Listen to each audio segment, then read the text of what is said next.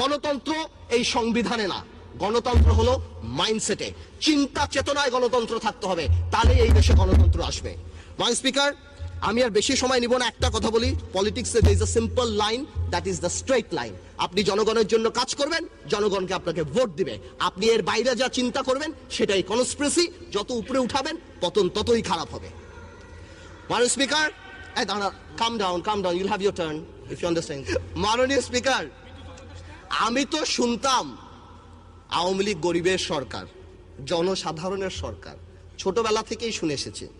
মাননীয় স্পিকার, এখন দেখি আওয়ামী লীগ ব্যাংকারদের সরকার।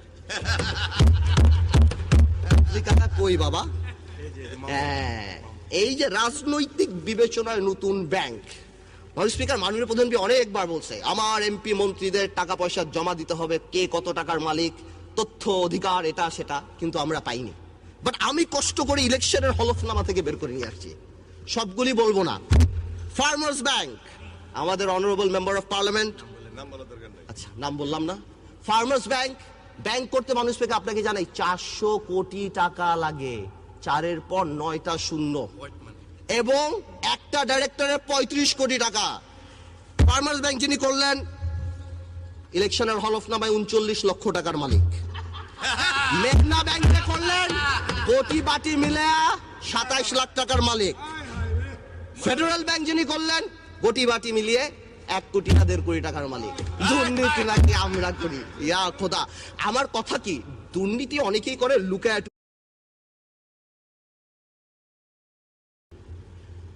দুর্নীতির কথা স্টার্ট করলে শেয়ার মার্কেট নিয়ে কথা বলতে হয়, অর্থনীতি নিয়ে কথা বলতে হয়। স্পিকার, আজ থেকে ঠিক 1 বছর আগে এখানে দাঁড়িয়ে বলে গিয়েছিলাম দরবেশ তার মুরিদদের কথা শেয়ার মার্কেটের। সেই দরবেশের কথা এখন বাচ্চাও বাংলাদেশে কিন্তু বলতে পারে। সেই দরবেশের বিচার হয় নাই মাননীয় স্পিকার। এছাড়া আরো যত মুরিদ ছিল কারোই বিচার হয়নি।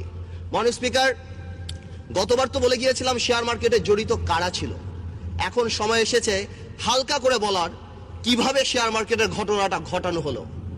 2010 সালের সেপ্টেম্বরে সিডিবিএল দেখলেই বোঝা যায় জেড ক্যাটাগরি নামে কোন কোন কোম্পানিগুলি তাদের টাকাগুলি বের করে ফেলেছে। আমার কাছে এখানে 8টা কোম্পানির নাম আছে যারা 1800 কোটি টাকা উঠিয়েছে। এখানে আরো 26টা কোম্পানির নাম আছে যারা 1900 কোটি টাকা উঠিয়েছে। এখানে আরো আছে যারা 2000 কোটি টাকা উঠিয়েছে।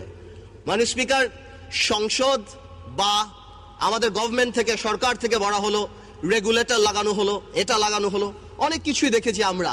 পরে আবার সিসিটিভি ক্যামেরাও লাগানো হলো। এই টিভি ক্যামেরাগুলি যদি এই কালপিটদের বাড়ির সামনে লাগানো হতো তাহলে দেখা যেত এই টাকাগুলি কোথায় গিয়েছে। মাননীয় স্পিকার, একটা ইনভেস্টিগেশন কমিটি করা হলো, সেটা রিপোর্ট দেওয়া হলো। অর্থমন্ত্রী সুন্দর করে বললেন, these are mafia, we cannot speak, what a disgrace for the country. যা আমাদের অর্থমন্ত্রী বলে যে দিজ আর মাফিয়া। শেয়ার মার্কেটের আরো কিছু ঘটনা আপনাকে বলতে চাই।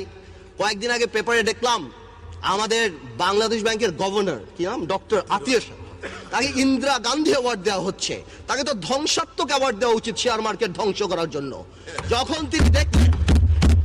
তিনি দেখলেন যে 40% to 30% ইনভেস্টমেন্ট ব্যাংক করে ফেলেছে, তিনি যে বুঝালেন, আগে থেকেই অর্থমন্ত্রী যিনি অন রিপিটেড ফ্যাশন আগেও বলেছে আমি শেয়ার মার্কেট বুঝি না, তাদেরকে নিয়ে শুধুমাত্র ওয়ার্ল্ড ব্যাংক আর IMF কে খুশি করার জন্য, চাকরির শেষে ভবিষ্যতে অন্য চাকরি পাওয়ার জন্য কি বলা হলো, bank must withdraw the money.